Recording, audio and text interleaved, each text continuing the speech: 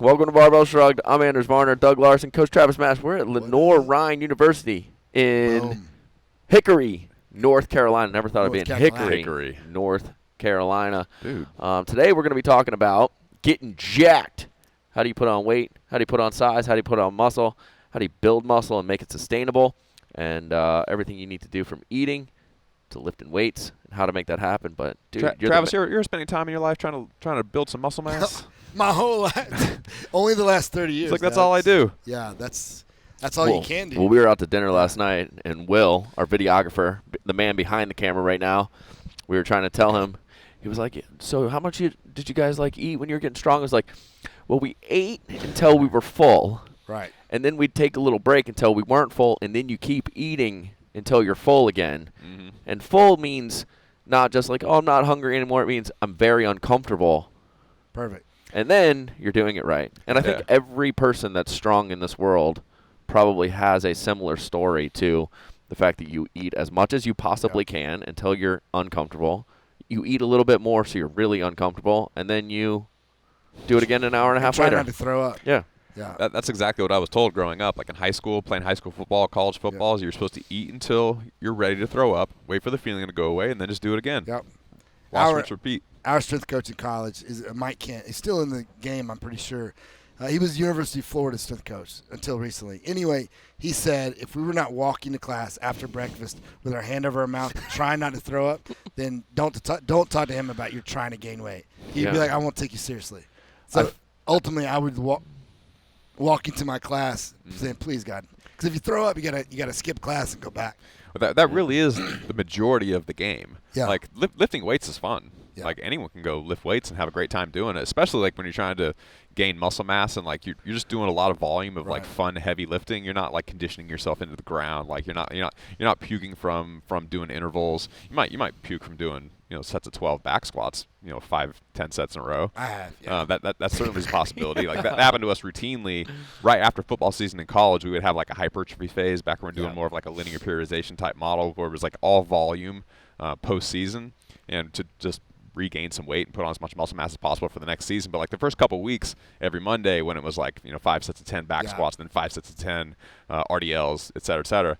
Then you got lunges and the whole deal. Like those are brutal lower body days. Yeah, awesome. I want to, but fun. Yeah. When we talk about nutrition, though, I think there's a bit of a misconception when we talk about the fact that we're eating as much as we possibly can to specifically build strength and put on size, and the fact that some people are going to do that, and where there's a disconnect between like overeating and getting overweight and putting on and getting over fat or putting on bad weight, which doesn't help anybody. The fact that we're talking about you should still be eating that many calories, but what does the training look like? So on a nutrition side of things, breaking down what actually needs to go into a macro breakdown and how you eat, how you design a meal for building a lot of muscle and putting on mass, and then why, when you eat that much, then we are actually lifting enough weight to turn it into muscle, and what those training sessions look like.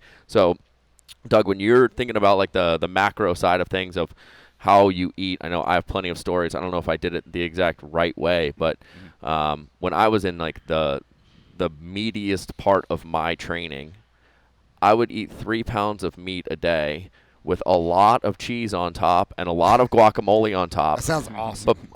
But when I say that to people, they're like, oh, well, how did you not get fat? And they don't realize that, well, I owned a gym. I was waking up super early. Yeah. I was training between 90 to 120 minutes a day at the highest intensity, lifting the most weight that I could possibly lift, anywhere from doing like German volume training, 20 rep back squats, CrossFit training, Olympic lifting, all of it, plus the fact that I was in owning a gym coaching 4 to 5 classes a day. So you're at a minimum, when pedometers started coming out, we used to track how much you walked during a single class in a 5,000 square foot gym, and you walk about a mile every single. So not only are you walking around picking kettlebells up and picking weights up and picking barbells up and demoing and running classes and running warm-ups, but then you're also walking a mile every single. So there isn't enough food in those days. So when I say I'm taking a 1 pound meat patty, turning it over on a George Foreman grill and closing it, and that's breakfast, I'm burning that many calories in a Yeah. day because the training side is so high.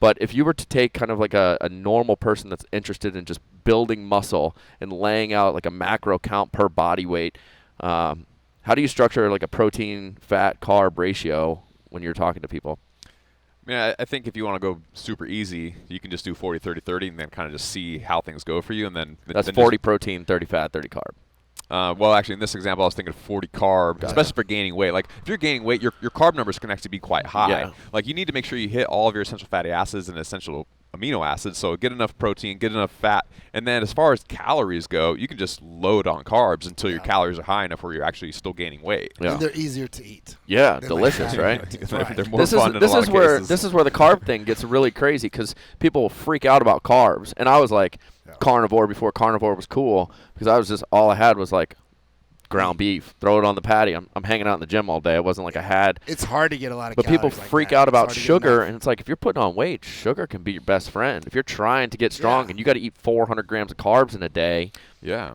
I mean, I mean, put an it's- oatmeal and dump some sugar in on top and enjoy your life. Right, especially if it's within 2 hours of your training session, either before or after. Like you're gonna preferentially partition those nutrients to go toward muscles and not be stored as body fat if Yeah. you're within that time frame of your workout, or I mean, more likely than you would be otherwise. Yeah. Anyway. Regardless of who you are, the bottom line is this: if you're trying to gain muscle, you have to be in a caloric surplus. Like when people are like, "I'm going to go and be a caloric deficit and do hypertrophy," I'm like, that doesn't equate. Like, Like, it yeah. won't happen. Like, you have to have something. You have to have the extra calories to make the muscle cells bigger. Yeah. So like you have to figure that out. And the easiest way in this, you could easily Google this. You got to find out your basal metabolic rate. You got to figure out how much activity you're going to have, and then eat more than that. Yeah. That's the And bottom as a line. general rule, like your maintenance calories are going to be somewhere around your body weight times an activity or a multiplier of like 13 to 15. It's going to be right about your maintenance. So when you're thinking about putting on and building a lot of muscle quickly, you're probably looking at I think some like 17. 18, yeah, Yeah. 18 to 20, depending on who you are. And if is- you is look kinda at how I those think about it numbers and usually. start playing it out, it's a lot of food that you're going to be putting down. And this is Enjoy that. This though. is for a person that is like a relatively lean, probably somewhere for males in like the 12 to 15, 16% body fat. Like those numbers are going to be very hard to hit. And really the discipline in your training is showing up to the gym, being 100% committed every single day to lifting as much as possible, Yep. putting in the volume work, and fuck, you got to eat when you get home, and you got to Yep. eat before, and you got to eat because getting to 3,500 calories a day, 4,000 calories a day, and being able work. to burn that stuff off is the job. Like that is the discipline that goes into building a lot of muscle in over a period of time. My favorite thing is when people are like, you talk to an athlete and they know they need to gain weight, and they're like, "Look, I'm eating all the time." I'm like, "No, you're not. It's Yeah. not like it's, that you are an alien and you're burning more calories than some other human. I mean, you just it's math. Yeah. So figure the math out and eat more. Like you're lying to yourself. If you're trying Yeah. to gain weight and you can't, you're not doing the work. You're Well, I not think a eating. lot of people too, they think they're eating to build, but they don't know what eating means.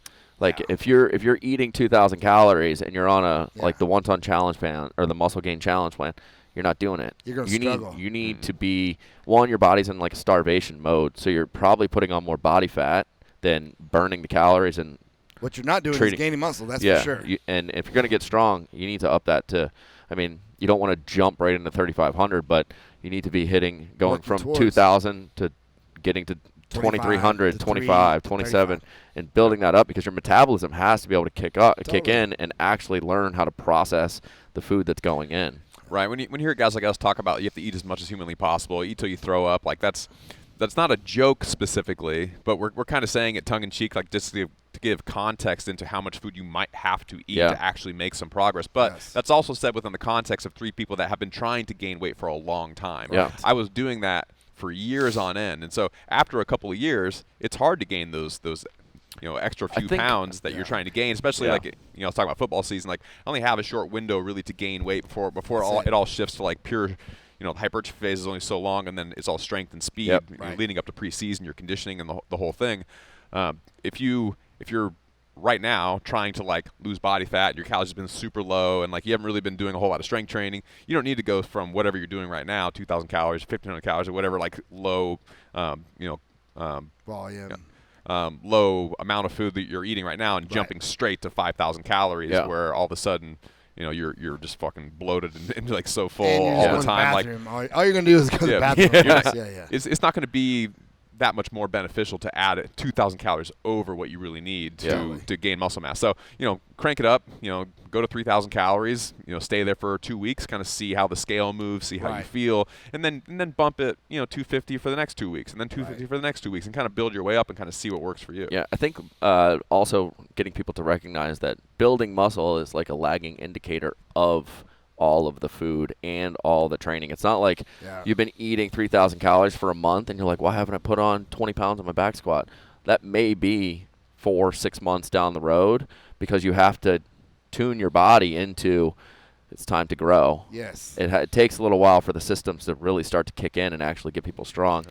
And this all assumes that you're on a training program that makes sense for that goal. Yeah. Like if you're just doing if you're going to random CrossFit classes, you can certainly build muscle mass in CrossFit classes and get stronger and get bigger and all that. But it'd be better to have a program that was very specifically dedicated to gaining muscle mass, where you're kind of getting in that range of like 10, 15, 20 sets a week of like high quality, good sets on the big movements that actually matter, back squats and deadlifts and which every pull-ups block and of the 1-ton challenge has specific there's like a hypertrophy phase every other block. Yeah. So we're trying to. I mean, there's only 2 ways, boys, to get strong. It's like you either get the muscle bigger or you get better at the movement. There is nothing else. You can't. I mean, there are other things that affect it, but there's nothing you can do about it. Your genetics or your genetics. Your connective tissues or your connective tissues. Your fast twitch fibers or your fast twitch fibers. I mean, like, that's your mom and dad's fault. I specifically wanted to do this show because we have somebody on there. I actually train with them in North Carolina near my house that's doing the 1-ton challenge program. And I was like, dude, he asked, he was like, maybe I want to shed some weight. Like, can I do that on the 1-ton challenge? I was like, shedding weight is like a function. Well, I would say he's probably in the 18 to 22% body fat. Like, he has weight to lose, but there's like the idea that you can't gain muscle and lose body fat at the same time, which to me is it is correct, assuming somebody is in like a 10 to 12% body fat range. But if you're at 20%, there's no reason you should be building muscle, jacking your metabolism up super high while you're doing all the weightlifting, and then in turn your body weight is going to come down, or you're going to be losing body fat while you do that. It's not like they don't flow together. But I asked him, I was like, well, what is your total caloric intake at right now? He's like, right about 1,900. And I was like, whoa, we got to back that thing down. Like, let's have a better conversation. First off, 1,900 is starving if you're doing the 1-ton challenge. Yeah, there's no way to get strong. If you're doing the muscle gain challenge, the amount of volume that's in those 2 programs is like, it's just way too high to be eating that few. So your body's freaking out that it's not getting fed. Yes. And now, instead of like, thinking about starving ourselves more to lose more weight and freaking our body out more and putting it more in this like catabolic state is all you're doing. What we need to do is go to the other way, and let's go 2,300 for a month. And then in week 6, week 7, we'll be able to go to 2,600 a month or a day. And that way we can start to progressively build our metabolism, process more food, and we'll be shedding body fat because metabolism is going to be through the roof as you put on muscle. Agreed. I definitely think it's easier to pick a direction. Yeah. Like I'm either going up or I'm going down. Right. And not try to do both at the same time. Like you certainly can. I don't know about what this at the same time really means. Like not in the same moment, but maybe like today you're kind of like you're at a caloric surplus and you're really sore and you're putting on muscle mass, and then the next 2 days like you were low and you lost some body fat, and you kind of goes up and down every day. Right. I think that's potentially possible. I don't know if any research has been done on that specifically, but it's a tough one. But it's just so much easier to just pick a goal and just go 100%, no 80-20, go 100% toward that one singular most important priority goal. Get strong, and I would recommend this: get strong and maintain a body fat percentage. For a guy like that, maintain, because here's what you're doing: you're gaining muscle. So at the end of it, you've added muscle, now cut it down. I mean, that's the way I would recommend. I think it's easier and more logical way, and it's better on your body. You'll be more anabolic, so you won't be breaking down all the time. That's the way I would recommend I think too many people look at losing weight as the problem when what the goal they're trying to really say is, I'd like to lose body fat. Right. Because Right. nobody really cares about losing weight. They want to just be They leaner. want to look good. Yeah. Yeah. So if you're walking around at 22% body fat, 20% body fat, You and you're can lose like some. fucking jacked, but no one gives a shit. Right. Well, now it's time to maybe back the calories down 250 a day and see what that looks like. That's what I would do, you guys. Don't you have the shreds thing? Barbell shredded. Yeah, That's I right. would do the 1-ton challenge and like get as strong and as muscular as I could and follow it right up with that. That's what I mean. If it were me training myself, that would make the most sense. I would add tons of muscle in the year that I did the 1-ton challenge. I would do that, get ripped, go to the beach, make all the girls look at me. Just kidding. Make my wife look at me more. And, I mean, that makes the most sense. So. Yeah, I think having 6 to 12-month training blocks for specific goals is a good time frame. Yeah. It's enough time to make progress, but it's not so long where you're just like totally fed up with doing the same thing over and over and over again. If you follow like the yearly cycle where you gain weight and put on muscle mass kind of all winter long, and then, and then you lean up for summer, and then you're like it's like heavy conditioning and whatnot over the summer, and then you put on weight through the winter, and you kind of like you have that cycle where it's like kind of eight months of gaining muscle and then 4 months of getting lean. That's awesome. I think that's a great cycle for kind of the regular person. I'm not competing anything. And results. If you want to get jacked on the beach, that would be the best way to do it. Right. So. You mentioned a couple of terms earlier when you were talking the BMR, activity multiplier, things like that. And just a little clarification. The BMR is literally the amount of food that in calories you need to keep your brains and your organs and everything in your body. If you were just laying in bed all day, which is typically Sustaining somewhere that. around like a multiplier of 10, just laying in bed all day long. If you're a CrossFit coach and you're running 4 or 5 classes a day, now you have this thing called NEAT, non-exercise activity thermogenesis. Did I get that right? I just call it NEAT. That's impressive. That is the walking around and coaching your classes, and then your multiplier increases again based on the amount of exercise that you're doing and the program that you're following, the volume that you're following, and that's why getting on like a real program with a nutrition protocol designed for it is so important, because when people call and they're like, what should I eat? And you're like, I don't fucking know. Like, what do you do? Where are you at? What's your job? Right. How much do you move around in a day? But on top of that, it gets really confusing because your body fat percentage, your training history, so much that is really important to just understanding where your metabolic rate is and how you process food. I mean, we just got done doing a show where I just ripped everybody that lives into this 80-20 mess. But I'm currently right now back to my 3 months of tracking macros, getting lean. Are you really? I need to do. I'm right on it right now. Come hang out with me, I've bro. lost I'll a do lot of nutrition weight, challenge with you. Yeah, I'm back on it. It's great. I'm right around 2,300 calories a day. I try to be sub that, but I never really am. It's usually where it ends up just because I like eating food. My maintenance calories is somewhere probably around 25, 26 a day. 100. So you're going a little bit of a, just a little bit, just to get back. I mean, I feel like the majority of anything that I do when it comes to like weight or losing body fat or anything like that, like around the holidays, it's more just like inflammation of like shitty food, like the extra drink that you get handed, and you're just like, bleh. So coming around in the new year, I love just getting back to super lean and back to my normal life, and then the rest of the year it just carries me. Lately, I've just been making like some choices, lifestyle changes. Like my wife and I started out by doing. I've lost about. Mash looks lean right now for everyone listening on the radio right now. I've lost 15 since Kid we looks were in Sweden. lean. And so I only eat between 7 a.m. and 7 p.m. So like all it did right there is I cut down my macros. It's just make sure I don't get up at night and like eat the brownies. And then I've been drinking more water and then making wiser choices. But really, those are the only 2 rules that I've given myself, and started doing some cardio, but which is burning calories. It really just comes down to burning more than I'm eating. That's all. If you talk to Lane Norton, has he ever been on the show? Lane has not been on the show. Would love to have him. Lane, come hang out. He's my boy, so he would tell Where's you. he live? He lives in Florida, Tampa. Cool. Oh, we got to go to fucking Tampa. This is driving me nuts now. We talk about it every day. For multiple reasons. That we hear about going to Tampa constantly. We got to go. He would tell you that when it comes to like fat and calorie and carbohydrates, that they're interchangeable depending on the person. Like whatever you can stick to like some people prefer. I prefer fat. I prefer like ribeye steaks, and like some people prefer eating all the carbs. And so he said they're totally interchangeable.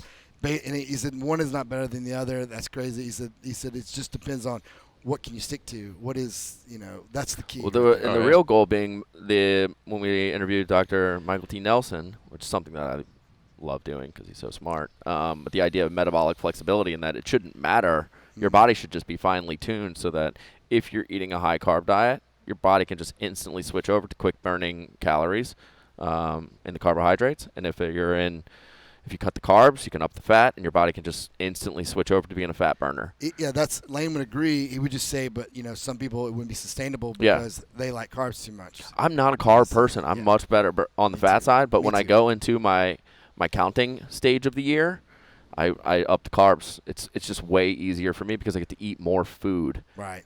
And still, Yeah. think I can't just go smash a whole Fat. bag of dates. Yeah, right. I'll crush that right in my macro range. Mm-hmm. Perfect. Yeah, oatmeal with some sugar in it, as long as it lines up. It's so easy to add carbs to your meals. Like if you just have like a rice cooker and you always have rice on hand that you can add to anything and everything. If you just have a bunch of potatoes, they're just always in your fridge no matter what. You can just take a big scoop of mashed potatoes or just take a raw potato and just microwave it for 5 minutes, then you just have a potato.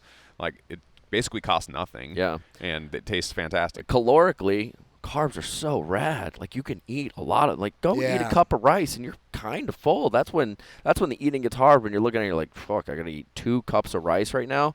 It's a lot of people lot. think that It's a lot. carbs are bad for you or you have to eat so many. It's like, well, if you just ate the pure carb, the problem is you're eating the carb in a cookie form, and what a cookie is it's sugar and butter melted together. And that's when things get really wild. When you start tacking on 12 grams of kinds fat of stuff. per serving, Yeah. plus the 25 grams of carbs. It's not necessarily just the carbs problem. That's my favorite thing about Lane is how he doesn't care how anyone eats. He just hates the terrible claims. The carnivore people would be like, it cures cancer. The vegans will say it cures cancer. And he's like, and he just rips them apart. Yeah. And he uses research. You can't argue. Arguing with him is fighting the wall. There's nothing in it for Yeah. you. You can't win that, And I just see, I love Fighting the wall. I love that. If you want to have a great night, say you're bored one night, you have nothing else to do, just get on Twitter and watch Lane execute people. And every time I'm like, why would you engage him? You're going to be made a fool of. You're going to gain nothing. You're not gaining. If you gain a follower, that's not someone's buying from you. They're following you to laugh at you. To come at you. Yeah, there is nothing in it for you. He is brutal. He's so aggressive too. I love it too. People get mad at him and it's hard to come after him because he also squats 800. He's strong. I don't know about he deadlifts a ton. Deadlifts 7. I thought I saw some big squat videos coming out of him recently. I think 650. He's strong.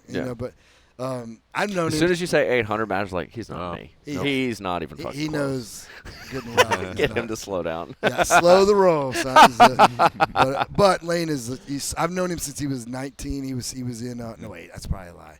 I was 21 years old. Yeah. And he was already doing his PhD, and he was super smart then. And I knew at that moment, I was like, I'm gonna stay friends with him. This dude seems to be way smarter than I am about this stuff. So probably good to keep him around. Yeah, so the nutrition's one aspect of it, but how do we structure workouts, kind of periodizing? We talked about how doing a 6 to 12 month long-term goal-specific program for gaining muscle, building muscle, kind of how do you lay that year out and, really putting it into 8-week blocks, 8 to 12-week blocks so that people are, not only are their meals and their calories being periodized and, I love linear periodization as far as everything in my life, but increasing the calories to get to a specific place, but building a training program around it as well.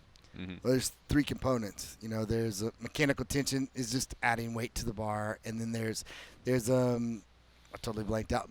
Metabolic. There's a metabolic response, and then there's also muscle damage. Those are the 3. That's the only 3 ways that you can actually gain muscle. But lately, if you listen to Chris Beardsley, who's my go-to dude on hypertrophy, a lot of people don't know him yet, but you should.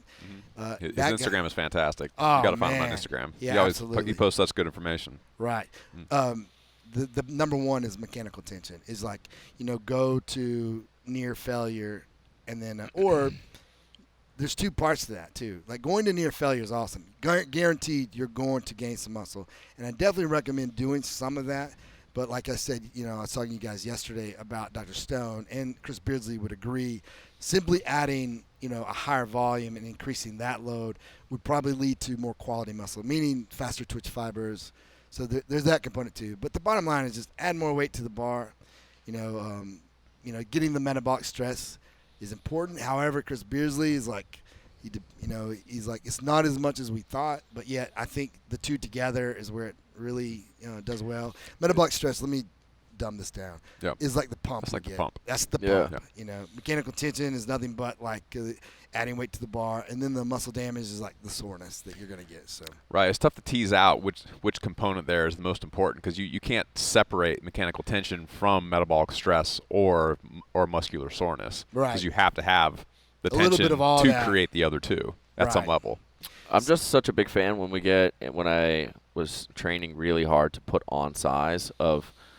There's two parts of it. The pure volume of how hard that training is when you start to get into higher rep counts, big movements, heavy, long sets of deadlifts and squats. But then the mental side of that too. I feel like that really becomes the discipline in the training room, is like, can you really stick these training sessions out? Because you're in there for 90 minutes and everything is as heavy and as long as you can go for a very long time. Thinking about like some of the bigger, German volume training clearly is one of them, but like my favorite, the 10 by 10. If you sit down and under a 10 by 10 squat at 60%, you are fucked for a couple days. Like, you're gonna feel that. Probably more than a couple, but but I'm yet to have one human do that and not PR. Well, that's 2 weeks later. That's really what I wanted to kind of get your opinion on, is like how, when you think about writing a program of like, okay, we got to get this kid huge. We've got 6 months. Do we instantly go to 10 by 10? It doesn't have to be German volume training, but like, is 100? Yeah, I think 5 by 10. Room, here's what I found. I'm going to make it as simple as possible. I have found like a very high volume block, like 10 by 10s, even like with some 5 by 5s. I like undulated periodization. A very high volume block that feels like it's going to kill you and you're going to feel yourself feeling weaker, followed by an extremely deloaded week, followed by let's get strong now, leads to PRs. Like, that is like the magic bullet, and it's not even that magic. It's like I just gave you what to do, and so if you follow that, a terrible block followed by not so terrible equals PRs. There you go. So you probably won't do it, and we'll keep winning, but that's it. So I like winning, so please don't do it. But that's the magic. Don't follow. Don't follow. That is it, man. Obviously in weightlifting you got to get better at weightlifting. But if you're a powerlifter, that's it. Well, so that's actually a really good point, I think, is using the Olympic lifts as your speed 1RM type muscle fiber. Right. And then as soon as you're done with your technique work and kind of the fast lifts, which should be no more than 3s to begin with. Right. Now you got 1s to 3s, somewhere in the 80 to 90% range, lots of technique, lots of really nice movement, lots of speed, power, and then move right into time to get fucking jacked. Yeah. And high rep. We have found leaving like 1 rep, in the tank is a little bit better, because when you go to complete failure, the recovery is so long. It delay, because mechanical tension, how many times can you do it adds up too. So if it takes you 4 days to recover, then you've missed the boat there too. You want to stop before you're destroyed, so you can come back 2 or 3 days later, versus like 4 or 5. So it's mechanical tension on top of how many times can I do it too. So frequency plays a huge role. You're looking at total volume over the block. That's the key right there. Not just the single training session. Yeah, because if you have to do one squat session per week, and that's all you do, it's tough to get the amount. Have you noticed any difference in taking that volume work but adding it as like I know in the 1 ton challenge program it's like 10 by 3 front squats, which for a lot of people is a lot of work. It's a lot of work. Especially when you start getting into percentages, but using like a front squat as far as recovery goes, just because the weight has to be a little bit lower. Exactly. The position has to be a little bit lower, and in my opinion there's significantly more benefit athletically to a front squat than it's safer back squats. Yeah. But maintaining a high level of volume and the recovery being faster by making kind of the mechanical advantage or disadvantage of the front squat versus the back squat. Yeah. Do you program that a lot more because you can get your athletes just as strong but keeping them healthier and recovering faster? There's multiple reasons the front squat. Like, even for my powerlifters, there's multiple reasons why we do it, because number one, out of the 3, low bar, high bar, and front squat, it's going to strengthen the back more, which in both sports, the back is normally like the determining factor of who ends up being the greatest. Like, you've never seen the greatest powerlifter in the world with a weak back. Same thing. Look at the best weightlifters. Look at Lou. That dude's back. I mean, it's bodybuilding ready.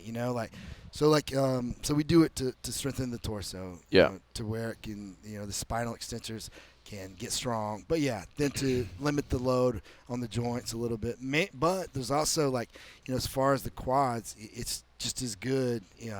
It's just as good as the high bar squat minus the loads a little bit less. So it's perfect for what I'm going for. When you periodize that out, you're starting, we can just call it 5x10 front squats or 10x3 front squats. We're starting getting into the volume, but you want that to translate in 2-3 months down the road in a 12-week block into PRs. So you've got people building massive amounts of muscle. How do you kind of back that down from a 10 to a 1?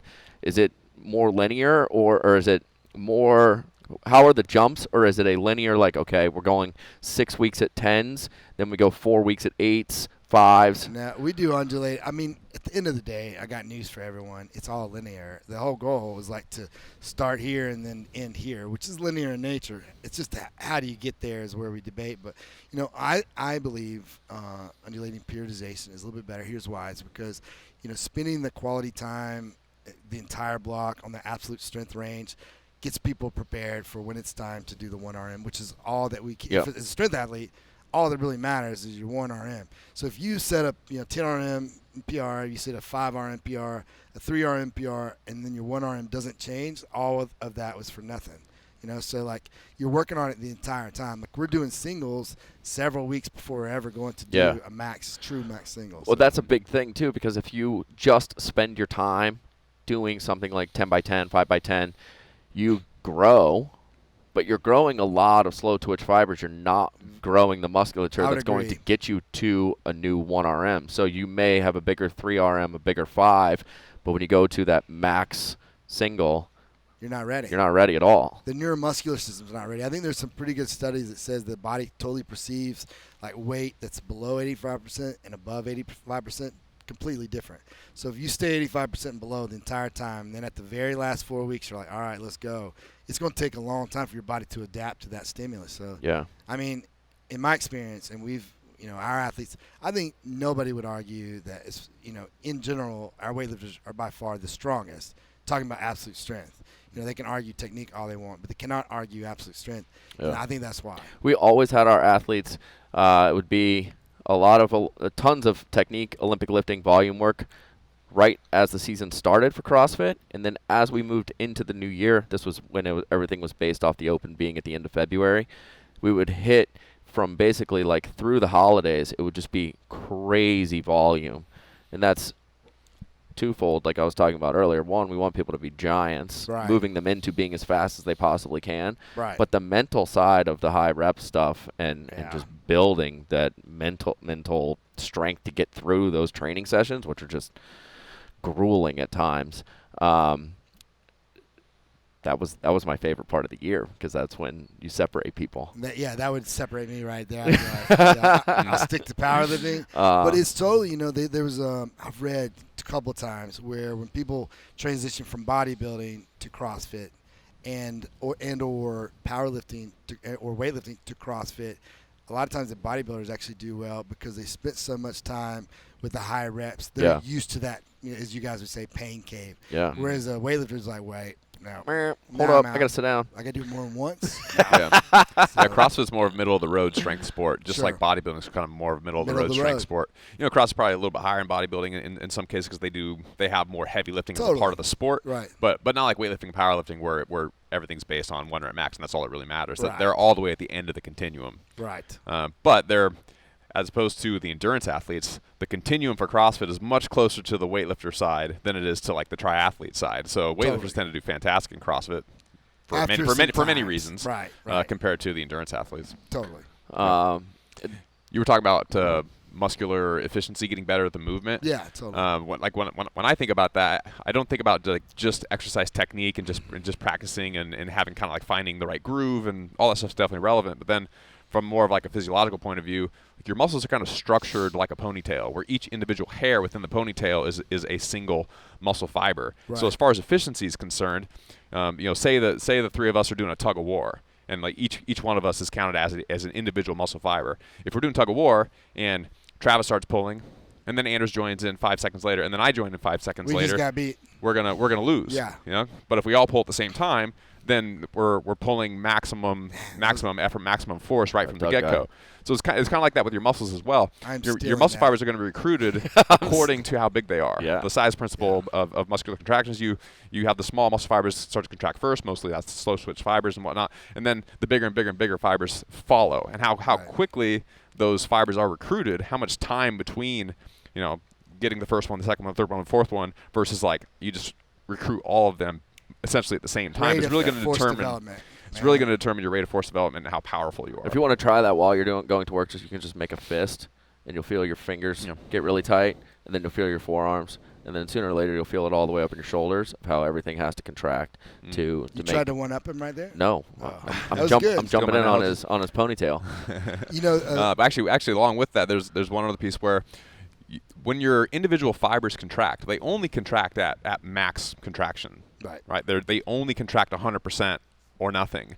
But you have, I don't know what the actual numbers are, but say there's 1,000 of them. So if like 10 of them are contracting maximally, and then they rest, and then the next 10 are contracting maximally, and then they rest. Like your muscle fibers are just pulling, letting go, pulling, letting go, pulling, letting go, and that asynchronous contraction of all the muscle fibers kind of pulling and letting go, all at the same time accounts for a smooth contraction. So if you can, as far as efficiency goes, if you can minimize the time in between an individual single muscle fiber pulling and then resting and then pulling again, if that muscle fiber, these aren't real numbers, but like if that muscle fiber took 2 seconds to pull again, so it only contracted every 2 seconds versus every second or versus every half second or whatever it is, then again your rate of force development is going to go up because now you have a larger percentage of your individual muscle fibers all pulling at the same time at all times. If you want to see an example of what you're talking about, if you look at Wes Kitts, we've talked about him plenty of times, but I don't think there's an athlete out there who has a better rate of force development. He goes from 0 to 100. I remember when I first saw him up close. We were at Rogue. It was like a little camp that they put on for Team USA athletes. It was for the 2017 World Team, and I saw him when he snatched 170. Honestly, he went from being still. He was at full speed the second he started pulling. I'm like. And like he said, he looked at me. He's like, "What do you think I should go?" I'm like, "Without a doubt, 180." Like it was like some asinine number. No, like I told 200. Just do it. No, I told him 180. I was like, I told him, I said, if you do anything else besides 180, you're a sissy. I didn't say sissy, but and he put on 180. And that's the one and only time he snatched it so far. But you need to be snatching 180, man. But let's go, Wes. Rate of force development. Go watch, and then you'll understand what we're talking about. No other athlete demonstrates it more than him. That's why he's going to the Olympics this year. Yeah. His technique is it's good, but it's not perfect. There's a lot of his mobility is good. It's not perfect. His rate of force development is second to none. When we were down in Jamaica watching the sprinters. Those people are incredible at that, too. They're not specifically in the weightlifting and have the timing of weightlifters and snatch, clean, and jerk, but getting out of the blocks. We're standing on the blocks, and those teenagers take off, gone. Yes. It is so fast when they jump out of there. That as soon as they hear the gun, their body's just ready to fire. Rate of force development, nothing on earth athletically gets my heart pounding more than seeing an athlete be able to do something like that. Unlike everybody else, there's when you see Wes pull, there's something not normal about him. Like we were in Jamaica, there's something not normal about these people who are able to exert force that quickly and that forcefully. It's mind blowing. It's what gets me going more than any. There's a lot of things we can all argue who's the most athletic. I'm talking about that one quality of athleticism is my favorite to watch. It's just that person is not normal. It's like when somebody has an extremely high vertical leap. It's just not normal. And they're the same people. They're able to exert that force. Watching Wes lift at the one-ton challenge at the CrossFit Games was not just watching him lift and move those heavy-ass weights as easily as he did. Because, he didn't even – he was hitting 85%. It was nothing he just to him. competed at the Pan Am He won Games. gold at the Pan Ams and flew overnight to just do the challenge. But when you see, the CrossFit – Matt Frazier is a very, very strong human being. Yeah. He's the strongest person in CrossFit. And then when you have 3,000 people in the stands that only know Matt Frazier as the strongest, and then Wes shows up and they go, oh, that's what not strong. That's what like the best in the world strong looks like. Yeah. It is so wild, and like Wes is doing power jerks basically with like 400 plus pounds over his head, and it's like 430, and he's just like dink, cool, and then he racks it on his back. He's not even dropping it, and you just go, oh my gosh, like you just. I remember looking up, and there was just like walls of cameras of people's jaws just on the floor because he's so fast, so explosive, and the timing is just bam. But getting back to the volume, I really want to touch on upper body pulling. We talk a lot anytime volume comes up because squat programs are so sexy and everybody wants the new coolest one and thinks there's some magic potion to it. But, which is awesome. Yeah, for all of us. You should totally check ours out. Exactly. But the like upper back training, I think it's clearly very important, especially a lot of rowing. But do you have any numbers or rep ranges that you like to hang out in as far as upper back rowing, I don't big really pulls? go to singles there or really triples, because it's about, they need to be able to sustain, a contraction for a long time. It's really about isometric contraction in the back because there's not a lot of flexion extension. It's just there. So, I keep the reps higher. Rows. It's not just rows, because it's really the spinal extensors. It's all of the above. Rows is a part of it because if the scapula stays intact, so will, as the scapula goes, so goes, in my experience, the spinal extensors. Yeah. There's debate there, which is silly, but, but then doing like good mornings, about, doing a front rack, which is in the program, like front squat carries. If you want to work your back, that is my favorite. Yeah. Like you're going to be wanting to get pulled over, or even Zercher carries would be the same thing. But, back is key. Like I said, I don't know that there's ever been a great strength athlete, and I'm trying to think, that did not have an extraordinarily huge back. Like Ed Cohn, his back. You guys probably don't remember, but there's a long time ago. He was in Flex magazine with Dorian Yates. Flex and they magazine.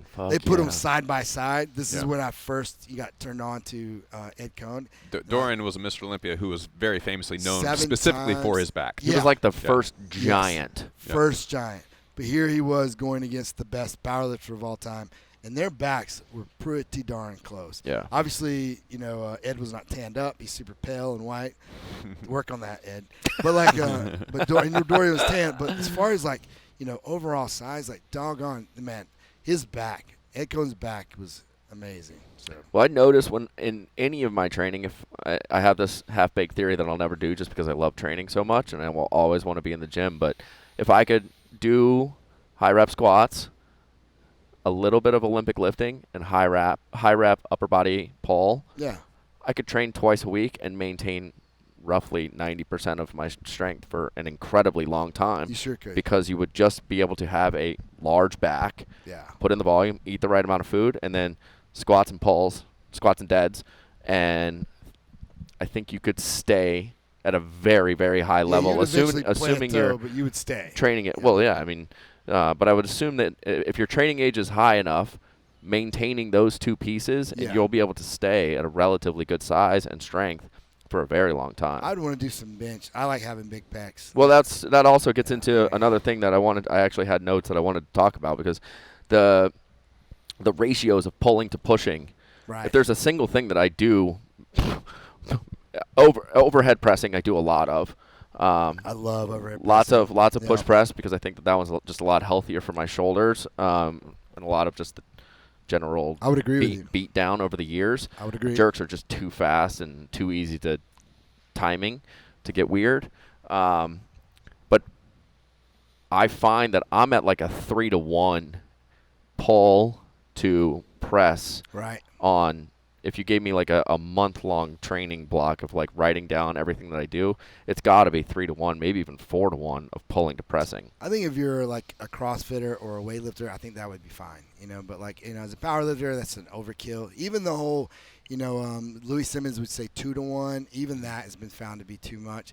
Really, what it is, here's the nugget for everyone listening: it's really external rotation to internal rotation. So if you're benching a lot, do something. That's when, I even for my powerlifters program a lot of like muscle snatch, like from the hang, because it's external rotation, like Yeah. over and over, to negate that so much. You see the powerlifters walking with their hands turned inside. I mean, that's guaranteed. They're going to get hurt. And then it's going to make the rest of their life miserable, and they're not going to be able to do other things. But, like, if they just would balance that with some external rotation, whether it be like, the muscle snatch, dumbbell power cleans done properly, those things would keep you in balance. But the rows are for all. I mean, they're good too, but they're not going to make you injury-free like maybe they thought in the past. But the external to internal will definitely keep you injury-free. I feel like the reason I end up doing it or talking to people about doing more pulling is just the overall size of the musculature. Sure. When you're pulling. Like, there's just so many more angles that you can hit, whereas like a bench, yeah, there's a lot of insertion points and like there's a lot of different angles that you can I know hit what in you the mean. bench. Right. But fuck, if you just put a lat next to a pec, Yeah. there's a whole lot of meat in the backside that You're right. is going to Yeah. be driving the power, the size. Right. Like, it's like when someone asks you, like, I want to build big arms, and you just go, well, do more triceps. But Right. everybody wants to do biceps because that's the one you flex. Right. But triceps are a giant, that's the largest part of your arms. Like 66% or more, I Yeah. think, of your arm. Yeah. And I feel like that's why I end up doing so much more pulling, is just because it's like how many different angles and how much more volume and weight can I add to a row, croc rows, Yeah. one-arm dumbbell rows, like pull-ups, and then, it's endless. There's just something Yeah. so cool, too, when you see somebody walk away from you and their back is just massive. Yeah. It's like the coolest thing ever. Well, it's one of those like markers of like I put in my work. Yep. Like Yep. a lot of people having a big chest is a thing. It looks very cool. Whether it's functional or not is its own It's definitely not, but it looks battle. cool. It looks super cool. Yeah. But when you see somebody with like like slab, dude, the best ever. I was standing next to you at the CrossFit Games, and son of a bitch, the dude from NorCal that showed up with the big X in his head, and he was like, ex-football player. Come on, Neil Maddox. Right. We're standing at the CrossFit Games. Neil Maddox is like 45 years old, and he's like across the football field. And when your lat is yeah. etched out at the bottom of your low back, and it looks like you look at an ab in your low back, you are a monster. He's just got slabs of beef hanging off his low back that it was and you just like.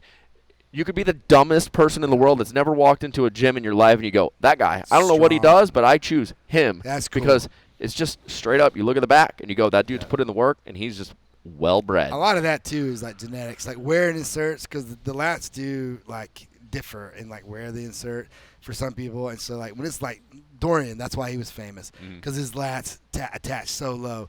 Literally, it was like lat ended, and then here's his hip. It's like, that's beautiful. Like no matter what I do, that's not in the cards. It doesn't attach that low. But Yeah. And you got to be super lean to be able to see exactly where your lats are attaching. 'Cause Totally. They make it look like you have the wings on your back, and you got like the Christmas tree in the middle where your thoracolumbar fascia is. Like you got to be So super awesome. super lean to see all that. Yeah.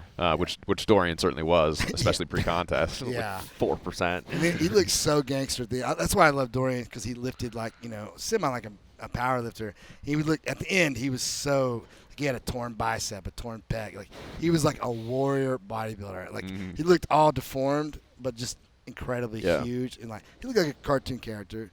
Like he was my favorite. I want to go there someday. I met him and we've talked, but I want to go to his gym. It was real famous back in the day. He's from Great Britain. He's from London. Yeah. There's some like dungeon gym in the basement where he I was about to say, trained. it's in a basement somewhere. When he was talking about it at Rogan, when he was on Rogan, it was like, God, I want to go there, but I don't Dorian- even know if they got air He was in on that Joe place. Rogan.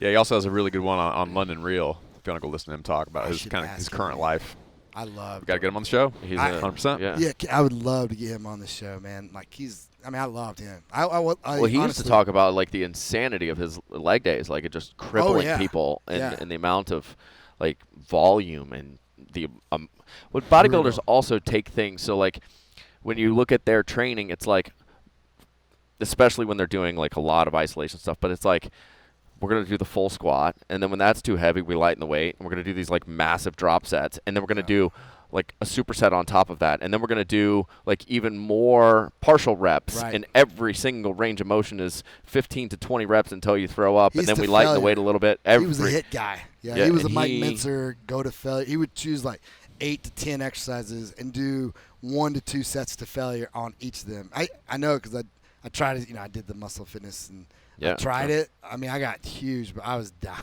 I didn't get a lot stronger, but I was jacked. Yeah. But yeah, I love that guy. I wouldn't think you would get much stronger on that. No, because just now that I understand what Dr. Stone, I got to send you guys that study. Now that I know, it's going to make you bigger, but the fiber type is not the one that you want to get bigger. So. Well, that's their game, too. The pageantry of bodybuilding is just being a giant. And he was still strong, though. Dorian was strong. He would do 500 for 8 on deadlifts, super strict. And so he was no joke. I feel like people give bodybuilders a lot of shit for not being strong.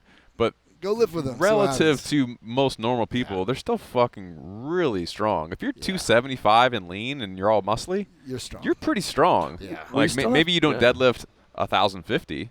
Yeah. Maybe you only deadlift 600. But you're still pretty fucking still strong. Stronger than the people talking shit. You know what I mean? That's right. Stronger than everybody. Johnny O. Jackson, that dude, you guys, you know who that is? I do. Oh, that's my favorite because we competed against each other, which I won. But, he was so huge. And, he was a professional bodybuilder. Then he came to powerlifting and started dominating quickly.